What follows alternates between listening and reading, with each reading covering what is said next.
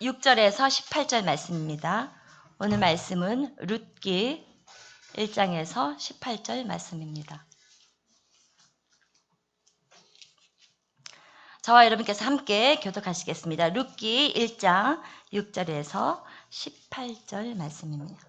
1장 6절 18절 말씀입니다. 제가 먼저 읽겠습니다. 그 여인이 모압 지방에서 여호와께서 자기 백성을 돌보시사 그들에게 양식을 주셨다 함을 듣고 이에 두 며느리와 함께 일어나 모압 지방에서 돌아오려 하여 있던 곳에서 나오고 두 며느리도 그와 함께하여 유다 땅으로 돌아오려고 길을 가다가 나오미가 두 며느리에게 이르되 너희는 각기 너희 어머니의 집으로 돌아가라. 너희가 죽은 자들과 나를 선대한 것 같이 여호와께서 너희를 선대하시기를 원하며 여호와께서 너에게 허락하사 각기 남편의 집에서 위로를 받게 하시기를 원하노라 하고 그들에게 입맞춤에 그들이 소리를 높여 울며 나오미에게 이르되 아니니이다. 우리는 어머니와 함께 어머니의 백성에게로 돌아가겠나이다 하는지라. 나오미가 이르되 내 딸들아 돌아가라. 너희가 어찌 나와 함께 가려느냐. 내 태중에 너희의 남편들 아들들이 아직 있느냐. 내 딸들아 되돌아가라. 나는 늙었으니 남편을 두지 못할지라. 가령 내가 소망이 있다고 말한다든지 오늘 밤에 남편을 두어 아들들을 낳는다 하더라도 너희가 어찌 그들이 자라기를 기다리겠으며 어찌 남편 없이 지내겠다고 결심하겠느냐. 내 딸들아 그렇지 아니하니라. 여호와의 손이 나를 치셨으므로 나는 너희로 말미암아 더욱 마음이 아프도다 하매 그들이 소리를 높여서 다시 울더니 오르바는 그의 시어머니에게 입맞추되 룻은 그를 붙쫓았더라. 나오미가 또 이르되 보라 내 동서는 그의 백성과 그의 신들에게로 돌아가나니 너도 너의 동서를 따라 돌아가라 하니 룻이 이르되 내게 어머니를 떠나며 어머니를 따르지 말고 돌아가라 강권하지 마옵소서. 어머니께서 가시는 곳에 나도 가고 어머니께서 머무시는 곳에서 나도 머물겠나이다. 어머니의 백성이 나의 백성이 되고 어머니의 하나님이 나의 하나님이 되시리니 어머니께서 죽으시는 곳에서 나도 죽고 거기 묻힐 것이라.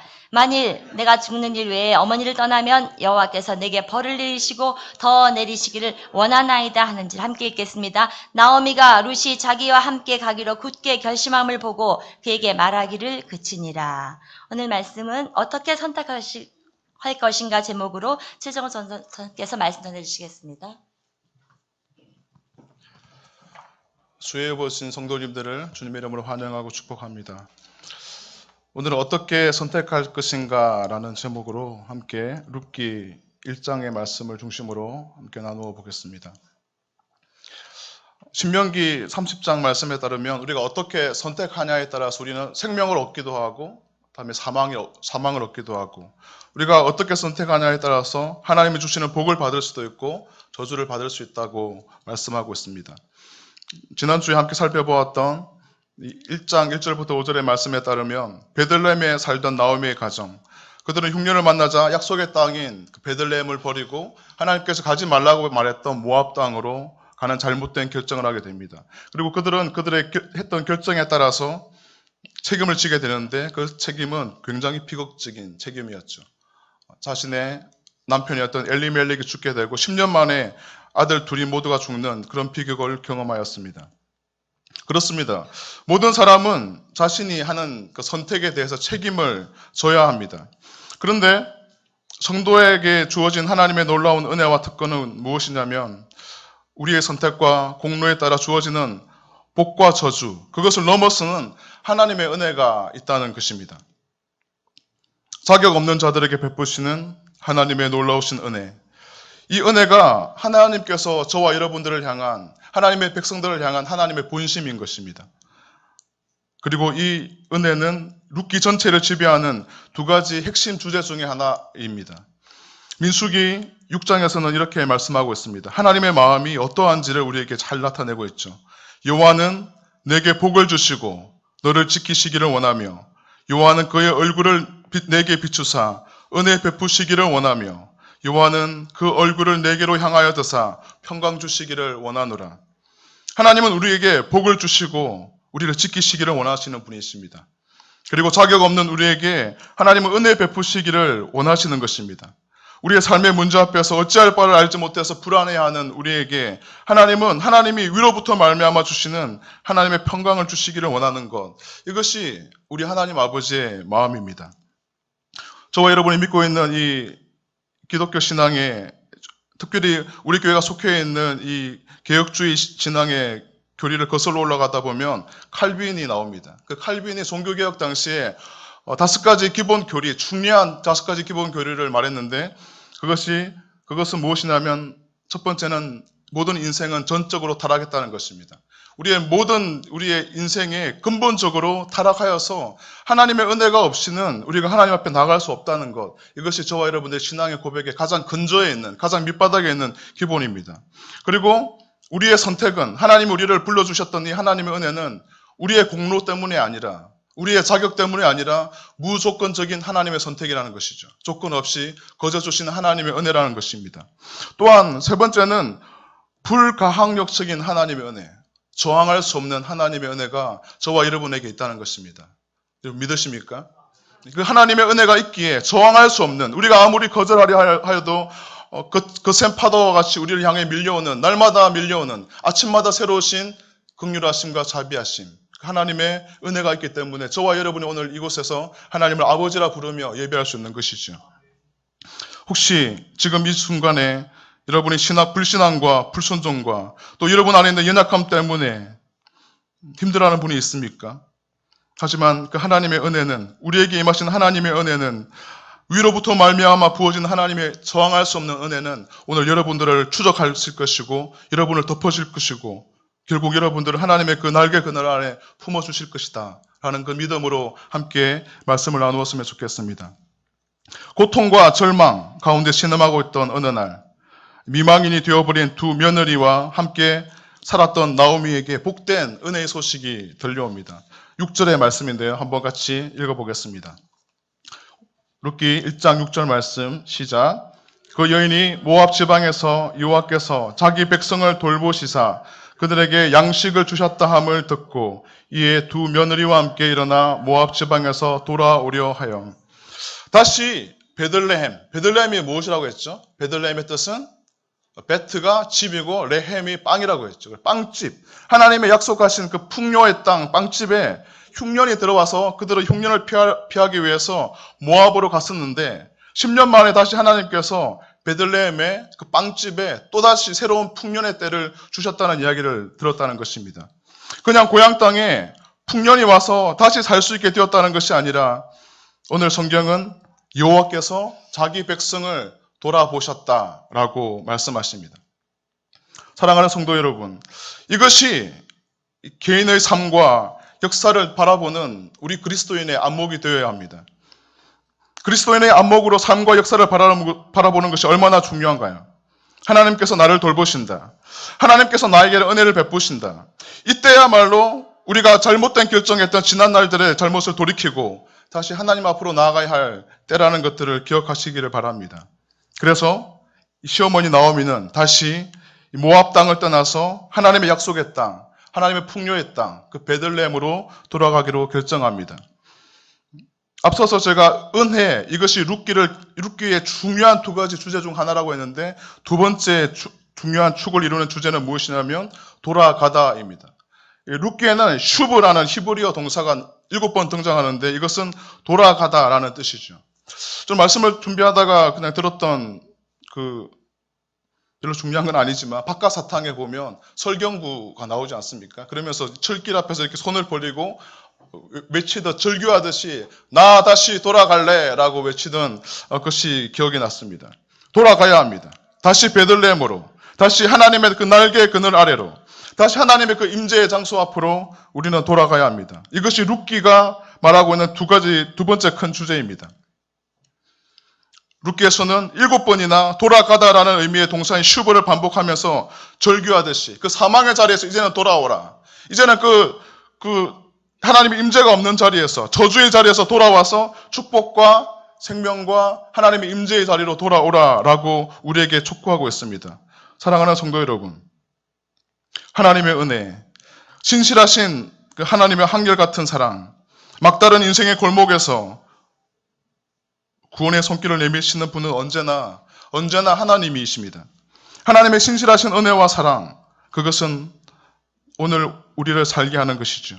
우리가 그 하나님의 은혜를 의지하면 절망의 순간에도 우리는 소망을 경험할 수가 있습니다.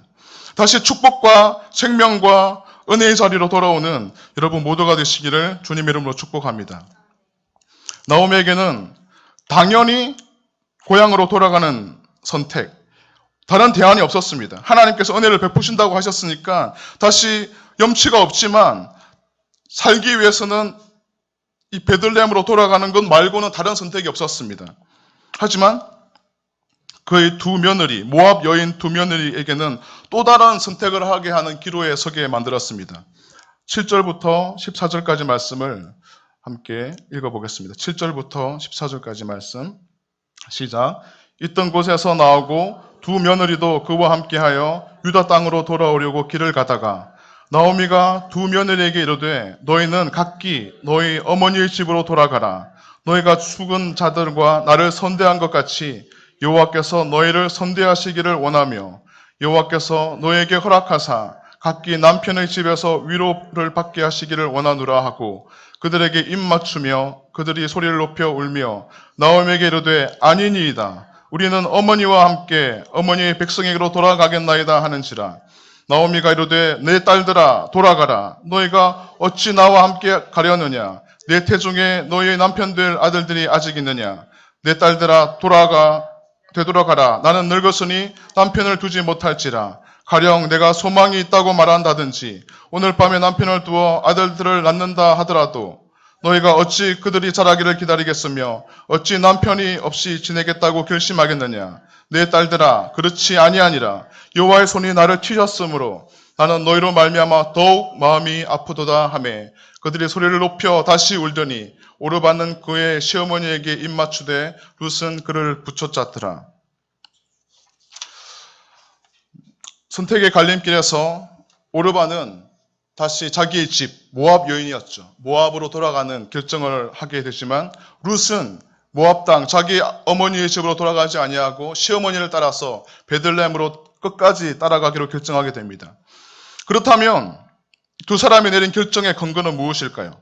이 두 며느리의 상이한 신념과 인생관이 그들의 대화와 행동을 통해서 대조적으로 나타나고 있습니다.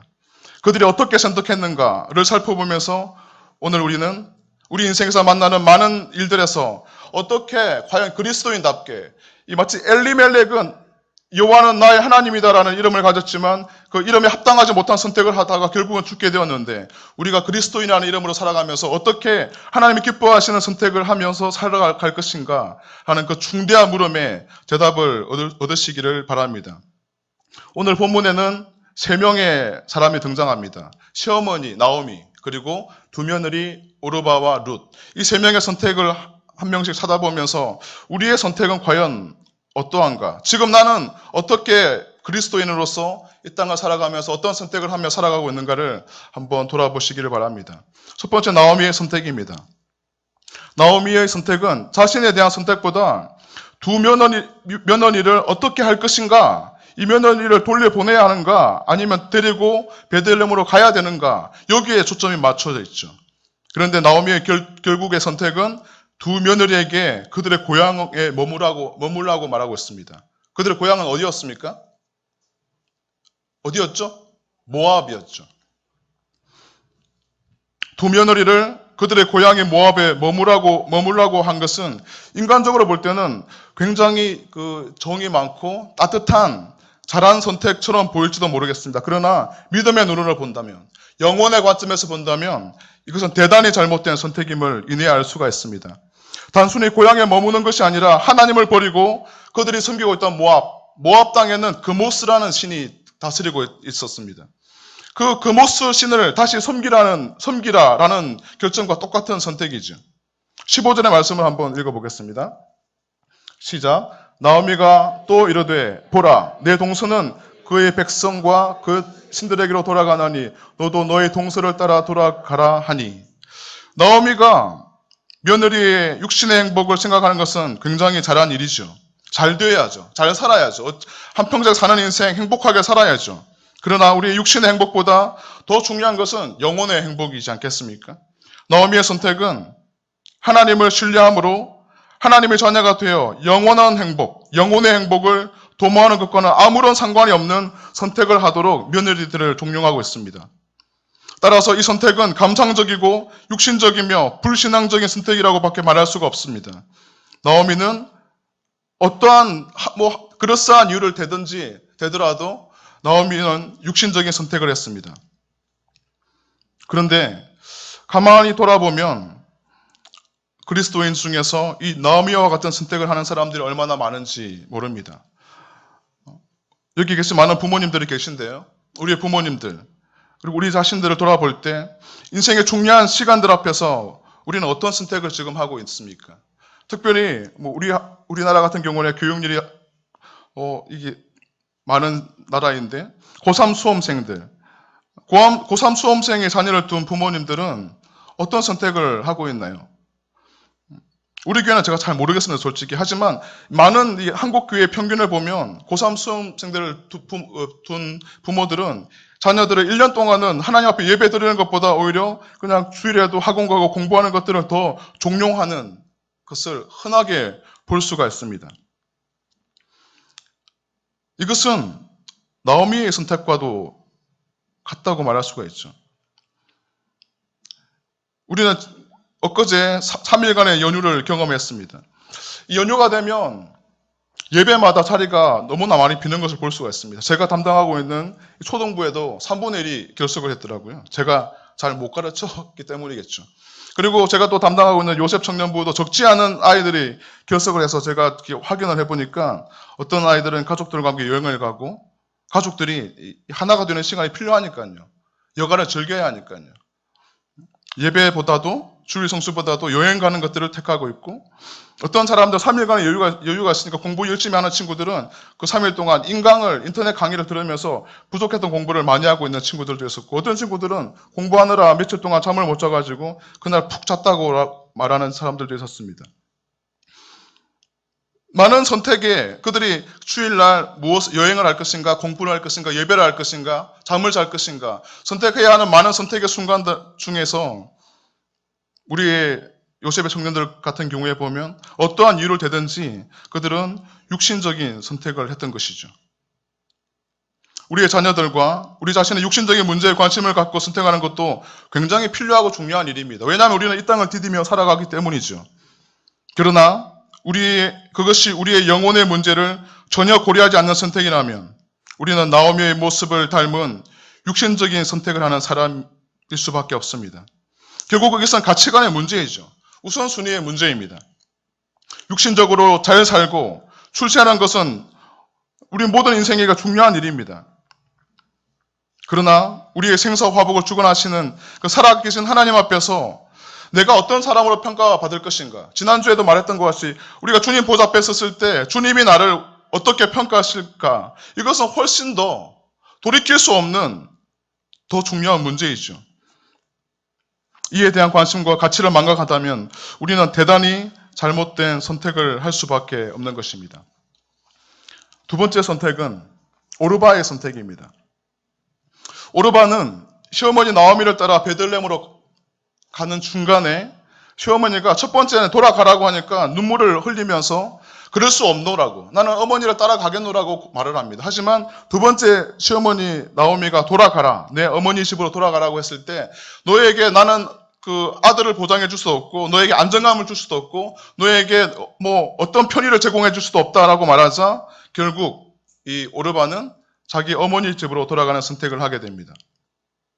하나님께 가까이 나아오다가 결국은 다시 세상으로 우상에게로 돌아가는 사람들의 예의죠. 어떤 동기로 교회에 출석하고 신앙에 대한 관심도 갖다가 중간에 어려운 일이 생기니까 포기하고 믿지 않던 상태로 돌아가는 사람들이 얼마나 많은지 모릅니다. 그것은 어쩌면 예수님보다도 다른 것에 더 관심이 많았기 때문일 것입니다.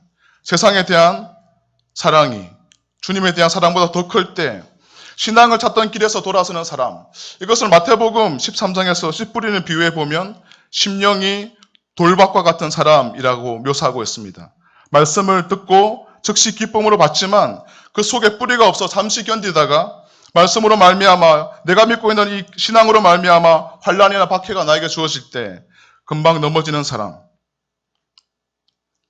이런 사람이 우리 가운데 얼마나 많은지요.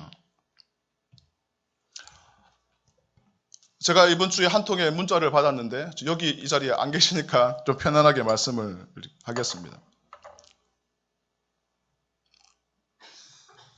굉장히 열심히 신앙생활을 하고 있는 분이신데 그냥 도망가고 싶다고, 다 내버려두고 도망가고 싶다고 그런 이야기를 하는 것이죠. 왜 그러시냐, 왜 그러십니까? 라고 이제 이렇게 여쭤보니까 너무 힘들다는 거예요. 여러 가지로. 건강도, 사업도, 여러 가지 너무너무 힘들어서 나는 열심히 하나님을 믿는데 나에게 너무나 어려움이, 고난이 많다는 거예요. 그래서 내가 믿고 있는 이 신앙에 대한 이 확신, 하나님을 향한 신뢰, 하나님은 나의 치료자가 되시고 나의 공급자가 되시고 나의 보호자가 되신다는 그 확신보다도 지금 내가 당하고 있는 이 환난이 더 크게 보이니까 그냥 돌아가고 싶다고. 물론 어떤 위로받고 싶은 마음에서 또 기도 요청을 하는 마음에서 그럴 수가 있겠지만 그분의 이 말을 들으면서 어쩌면 우리 교회 안에 많은 성도들 가운데 이와 같은 분들이 참으로 많을지도 모르겠다라는 생각을 해보았습니다. 지상의 교회는 알곡과 가라지가 공존하는 교회입니다. 누가 알곡인지 가라지인지 우리는 보통 때는 모릅니다. 위기가 닥쳐와야지 알죠. 오늘 내 삶에 고난을 당할 때 그 고난 자체에 집중하고 고난만 바라보고 고난보다 크신 하나님을 바라보지 못하는 사람들은 이 오로바와 같은 결정을 할 수밖에 없습니다. 그러나 고난을 당하는 것보다 이 고난을 통하여서 나와 하나님과의 관계가 어떻게 될 것인가를 더 중요하게 생각하는 사람들은 결코 이 오로바와 같이 다시 돌아갈 수는 없는 것이죠. 잘못은 할 수 있습니다. 하지만 그의 최종 마지막 선택은 하나님 앞에 머물러 있는 것. 이것이 저와 여러분의 선택이 되어야 합니다. 시편 51편에는 다윗의 시편이라고 불리는데 찬양으로도 불려서 많이 알고 있을 것입니다. 정결한 마음 내게 주시옵소서 오 주님. 나를 주님 앞에서 멀리하지 마시고 변치 않는 마음 내게 주십시오. 이 다윗의 그 절절한 이 절규를 바라보면 다윗이 밧세바와 동침한 후에 선지자 나단이 와서 그의 죄악을 지적했을 때 다윗이 회개하면서 불렀던 이 시편의 고백이죠. 나를 주님 앞에서 쫓아내지 마시며 주의 성령을 내게서 거두지 마소서. 고난의 순간보다 영원한 하나님과의 관계가 비교할 수 없이 중요했던 다윗. 다윗의 가장 위대한 선택은, 가장 위대한 순간은 그가 이 물맷돌을 가지고 골리앗을 쳐 죽였던 그 상황도 아니고 그가 이 사무엘에 의해서 기름 부음을 받아서 왕으로 세워지는 순간도 아니라 바로 이 자신의 범죄의 현장 가운데 하나님 나단을 통해서 자신의 죄악을 지적했을 때 철저히 회개하면서 하나님과의 그 끊어진 관계를 슬퍼하면서 하나님 앞에 머물러 있으려 하였던, 하나님과 함께 하려 하였던 그 결정이라는 이야기를 들었던 적이 있습니다. 사랑하는 성도 여러분, 선택의 순간에 지혜로운 결정을 하는 믿음의 사람들이 되시기를 주님의 이름으로 축복합니다. 참된 신앙은 끝까지 견디는 신앙이죠. 여러분의 신앙은 어떤 형태의 신앙인가요? 순간적인, 한동안 믿다가 중간에 환난이나 어려움이 찾아오면 그만두는 신앙입니까? 아니면 영원한 것에 한결같이 충실한 그런 신앙입니까? 마지막 세 번째 선택은 룻의 선택입니다. 룻은 오늘 등장하는 세 사람 중에서 가장 모범적인 그 선택을 했던 예라고 할 수 있습니다. 시어머니 나오미를 따라 베들레헴에 가면 다시 결혼할 가망성이 전혀 없어 보였습니다. 그때까지만 해도요. 더구나 이 유대인들이 얼마나 이 민족주의에 사로잡혀 있던, 선민사상에 사로잡혀 있던 사람들이었습니까? 이 모압 여인, 여호와의 회중에 들지 못하겠다고 철저하게 무시하고 배격했던 그 모압 여인이 왔을 때 이 베들레헴에서 룻에게 호의가, 환대가 기다리고 있었겠습니까? 차별이, 손해가 기다리고 있었겠죠. 현실적이지 않는, 전혀 실용적이지 않는 손해보는 선택을 지금 룻은 하려고 하고 있습니다. 그러나 룻의 선택을 가만히 들여다보면 실용주의적 선택보다도 도덕적이고 영원한 신앙의 가치를 둔 그런 선택임을 우리는 알 수가 있습니다. 8절의 말씀을 한번 같이 읽어보겠습니다. 룻이 어떻게 살아왔는지에 대한 이야기 단서를 찾을 수가 있습니다. 8절 말씀 시작. 나오미가 두 며느리에게 이르되 너희는 각기 너희 어머니의 집으로 돌아가라. 너희가 죽은 자를과 나를 선대한 것 같이 여호와께서 너희를 선대하시기를 원하며. 이 룻은 나오미와 시어머니 나오미와 죽은 남편에 대해서 선대했다라고 말하고 있죠. 여기서 선대는 잘 대해주었다는 말입니다. 히브리 원어를 따지면 헤세드입니다. 이것은 하나님의 은혜를 뜻하는 단어이죠. 한결같은, 포기하지 않는, 충실한 그런 사랑으로 시어머니 나오미와 죽은 남편을 선대했다는 것입니다. 우리가 살고 있는 이 세대는 어떤 시대입니까? 실용주의가 지배하는 세대이죠. 나에게 편리한가? 이것이 나에게 이익을 주는가? 라는 관점으로 모든 것을 결정하고 있는 시대를 우리는 살고 있습니다.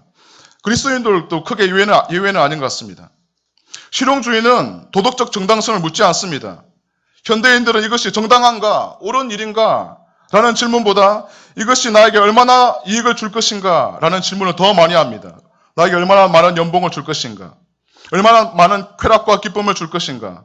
이것이 모든 것을 결정하는 가장 중요하고 핵심적인 가치가 되고 있죠. 그러나 이 세상을 팽배하고 있는 이 실용주의가 우리가 믿고 있는 이 기독교 신앙에서는 최대의 적이라는 것을 우리는 기억해야 합니다. 여러분은 보다 위대한 가치를 위해서 정당한 선택, 도덕적인 선택, 그리고 믿음의 선택을 하고 있습니까? 아니면 편리하고 나에게 이익이 되는 것만 같아 보이는 것을 선택하고 있습니까? 사랑하는 성도 여러분, 성도는 인생의 갈림길에서 선택을 해야 할 때 하나님이 이것을 기뻐하실까? 이것이 하나님 앞에서 정당한 선택일까? 라는 것을 생각해야 합니다. 룻의 신앙은 그러하였습니다. 룻의 선택은 그러했죠. 그녀의 시어머니를 선택했다는 것은 신앙적인 선택과 관련된 선택이었습니다. 16절과 17절에서 그 단서를 찾을 수가 있습니다. 한번 같이 16절과 17절을 읽어보겠습니다. 시작. 룻이 이르되 내가 어머니를 떠나며 어머니를 따르지 말고 돌아가라 강권하지 마옵소서. 어머니께서 가시는 곳에 나도 가고 어머니께서 머무시는 곳에 나도 머물겠나이다. 어머니의 백성이 나의 백성이 되고 어머니의 하나님이 나의 하나님이 되시리니 어머니께서 죽으시는 곳에서 나도 죽어 거기 묻힐 것이라. 만일 내가 죽는 일 외에 어머니를 떠나면 여호와께서 내게 벌을 내리시고 더 내리시기를 원하나이다 하는지라. 룻은 시어머니 나오미를 따라 베들레헴으로 가겠다는 자신의 선택이 바로 창조주 하나님, 그 하나님에 대한 선택임을 너무나 분명히 잘 알고 있었습니다. 이 하나님을 선택하기 위해서 룻은 자신의 선택이 어떠한 고난과 어려움을 가져다 준다고 할지라도 그 길을 선택하겠다라는 믿음의 결단이 포함되어 있습니다. 사랑하는 성도 여러분, 여러분의 인생에서 여러분은 지금 어떤 선택의 갈림길에 서 있습니까? 그 선택의 순간에 무엇을 어떻게 선택하려고 하고 있습니까? 저도 지금 우리 딸아이가 출산해야 되는데 8일 동안 기다리게 하고 있는데 그 유도 분만을 해야 하는지 또 수술을 해야 하지 내일 아침에 가면 결정을 해야 하는데 그냥 자연 분만하고 싶은데 어떻게 해야죠? 하나님께 계속 묻고 있습니다. 그래서 우리 부부 안에 어떤 죄악이 있는지, 그래서 사실은 우리가 사실 임신을 하고도 여러 번 싸웠었거든요. 지금 다 화해했지만 싸웠고 그래서 우리 아이에게 그 죄의 용서를 구했습니다. 하나님께도 용서를 구했고 우리 헨리에게도 엄마와 아빠가 싸워서 보기 싫어서 안 나오는 거냐? 미안하다. 이제 안 싸울게 나와줘 이렇게 했고 또 우리 안에 어떤 하나님이 보시기에 싫어하는 잘못된 무엇인가가 있는지 한번 점검해 보고 있습니다. 그래서 보니까 우리 처형하고 우리 아내랑 이렇게 뭐 가정의 문제로 약간 의견 다툼이 있어가지고 지금 연락을 안 하고 있는 상태 한 10일 된 것 같아요. 그래서 그 예배 오기 전에 제가 우리 아내에게 우리는 먼저 은혜를 받은 사람이니까 용서를 받은 사람이니까 처형은 아직 교회를 안 다니시거든요. 그래서 은혜 받은 자로서 용납 받은 자로서 우리가 먼저 용서해 주자. 잘 이해되지 않는 그 처형의 행동이지만 주님 우리를 용서해 줬으니까 우리도 용서해 주자라고 이렇게 하면서 여러 가지로 지금 이렇게 8일이 지나가면서 우리의 선택에 이 하나님의 관점을 보려고 시도하고 있습니다. 여러분은 어떻습니까? 내가 편한 대로 내게 이익을 줄 것만 같아 보이는 것을 따라 선택하고 있습니까? 아니면 하나님의 말씀을 따라 선택을 하고 있습니까? 내 육신의 쾌락과 기쁨을 위해 선택하고 있습니까? 아니면 하나님을 기쁘시게 하는 선택이 무엇인가를 생각하면서 오늘을 선택하고 있습니까? 그 선택이 나에게 아무리 고난과 희생을 요구한다 할지라도 하나님의 사람답게 선택을 하고 있느냐는 말입니다. 성경에 두 가지 극명한 예가 있습니다. 여러분 다 잘 알만한 사람인데요. 사울, 이스라엘의 초대 왕이었던 사울이 있지 않습니까? 이 초대 왕이었던 사울이 왜 왕위에서 물러나야 되는지 아십니까? 아말렉과의 전쟁이 있었습니다. 하나님은 하나님의 사람 사무엘을 통해서 아말렉과의 전투에서 모든 사람과 모든 짐승을 다 진멸하라라고 말했습니다. 하나님의 은혜로 이 사울은 아말렉과의 전쟁에서 완성을 했습니다. 그리고 모든 사람을 다 죽였습니다. 그리고 짐승을 죽이려고 하다 보니까 이 아말렉이 가지고 있던 소와 양이 너무나 아름다운 거죠. 살찌었던 것이죠. 너무나 기름졌던 것이죠. 그래서 죽이기에 너무 아까웠습니다. 그래서 이 못난 것, 하찮은 것, 가치 없는 것만 죽이고 나머지 살찐고 좋은 소와 양은 남겨두었습니다. 그러자 전쟁이 끝나고 사무엘이 와서 당신은 왜 그렇게 했냐? 왜 하나님의 말씀을 어겼냐라고 책망하자 이 사울이 하는 말이 나는 하나님께 드리기 위해서 이것을 남겨두었다라고 말합니다. 얼마나 그럴듯합니까? 얼마나 실용적입니까? 하나님께 바쳐야 되는데요. 제사를 드려야 되는데 이 아말렉에 있는 좋은 살찐 그리고 기름진 양과 소를 하나님께 드림이 실용적인 선택이지 않습니까? 손해볼 것이 없어 보이지 않습니까? 그런데 이 사울의 이 선택이 사울을 왕위에서 물러가게 하는 결정적인 죄악이었다는 것을 여러분 기억해야 합니다. 우리가 너무나 잘 알고 있는 말씀 있지 않습니까? 순종이 제사보다 낫고 듣는 것이 순양의 기름보다 낫다라는 사무엘상 15장의 말씀이 바로 여기서 나온 것이죠. 우리는 합리적인 선택을 요구받는 세대에 살다 보니까 믿음을 가지고 있으면서도 순종이 아니라 하나님의 관점이 아니라 이 세대의 합리성을 가지고 신앙생활을 하려고 시도하는 경우가 많지만 많은 경우에 하나님 앞에서 돌이킬 수 없는 죄악과 불순종의 길을 걸어갈 수 있다는 것들을 기억하시기를 바랍니다. 그러나 정반대의 사람도 있습니다. 바로 요셉이죠. 요셉은 여러분 잘 아시다시피 형들에게 팔려서 애굽 땅에 노예로 가게 됩니다. 종으로 살게 되죠. 그곳에서 그는 하나님의 은혜로 그 보디발의 집에서 가장 총무가 되게 됩니다. 모든 것을 자기 마음대로 할 수 있는 그런 고난을 가지게 되죠. 종으로서 자기가 할 수 있는 최고의 시위까지 올라갔습니다. 그때 위기가 오지 않습니까? 보디발의 아내가 나와 동침하자. 성경에 보면 요셉은 굉장히 아름다운 사람이었다고 묘사되고 있습니다. 이 요셉의 미모에 반한 이 보디발의 아내가 동침하기를 요구했을 때 요셉은 이렇게 말합니다. 요셉이 거절하며 자기 주인의 아내에게 이르되 내 주인이 집안의 모든 소유를 간섭하지 아니하고 다 내 손에 위탁하였으니 이 집에는 나보다 큰 이가 없으며 주인이 아무것도 내게 금하지 아니하였어도 금한 것은 당신뿐이니 당신은 그의 아내임이라. 그런즉 내가 어찌 이 큰 악을 행하여 내 주인에게 죄를 지으리까라고 말하지 않습니다. 어찌 이 큰 악을 행하여 하나님께 죄를 지으리까? 라고 말하면서 이 보디발의 아내의 동침 요구를 거절하게 됩니다. 요셉은 그 순간에 하나님을 생각했습니다. 그리고 하나님께 죄를 짓지 않겠다는 결정을 하게 되죠. 그러나 그 위대한 선택을 했던 요셉에게 주어지는 것은 강간미수범, 자신의 주인의 아내를 범하려 하였다는 이 강간미수범이라는 치욕적인 이 모함을 받고 감옥에 갇히는 수치를 경험하게 됩니다. 그러나 우리가 다 알다시피 하나님은 하나님께서 기뻐하시는 선택을 했던 요셉을 결국 애굽의 총리로 세우시고 하나님의 구원의 역사를 이루어 가셨던 것입니다. 사랑하는 성도 여러분, 주님을 위해서 그리고 복음을 위해서 그 하나님의 사랑 앞에 하나님의 임재 앞에 살아가기 위해서 삶의 현장에서 직면하는 모든 상황과 모든 사건 속에서 후회 없는 그리스도인다운 그런 선택을 하며 살아가시는 여러분이 되시기를 주님의 이름으로 축복합니다. 선택해야 하는 순간에 우리의 본능이 느껴지는 대로 이익을 따라서만 결정하는 사람이라면 여러분에게 그리스도인이라는 증거는 어디에 있습니까?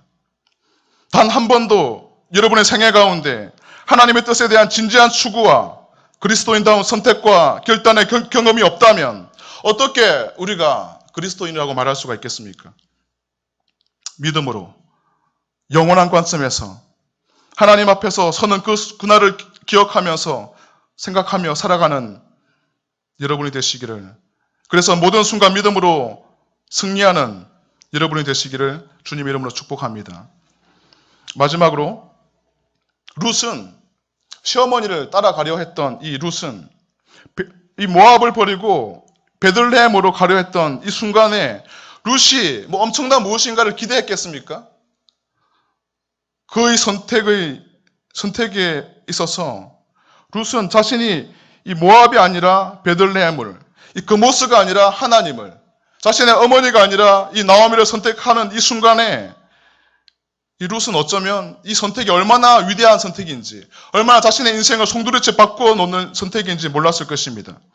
이 선택은 머지않아서 베들레헴에서 보아스라는 사람을 만나게 합니다.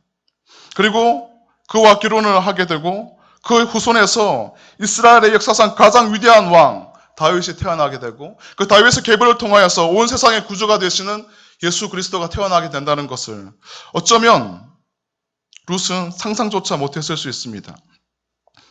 여러분이 오늘 하나님 앞에서 믿음으로 하는 작은 선택, 그 선택은 어쩌면 여러분 인생을 송두리째 바꾸어 놓고 여러분의 모든 고통과 절망과 한숨과 눈물을 변화하여서 하나님의 저항할 수 없는 그 은혜 가운데로 여러분을 인도할 수 있는 그런 문이 된다는 것을 기억하시면서 오늘을 믿음으로 사시고 믿음으로 선택하시는 여러분이 되시기를 주님의 이름으로 축복합니다.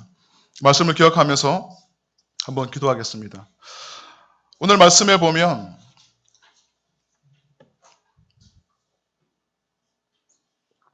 저항할 수 없는 하나님의 은혜가 있었습니다.